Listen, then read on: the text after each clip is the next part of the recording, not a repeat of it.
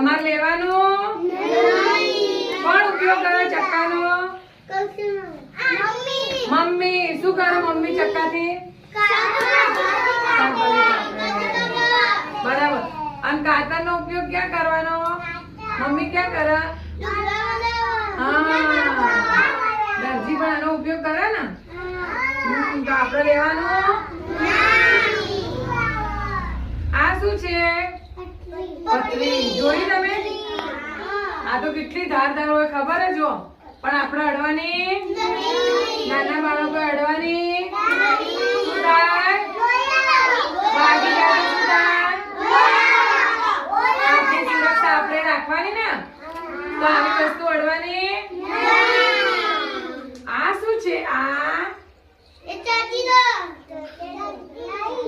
આ શિયાળામાં પાણી ગરમ કરવાનું હીટર. આવી રીતના ડોલમાં મૂક્યું હોય અને પછી પ્લગ થી ભરાયું હોય, બરાબર?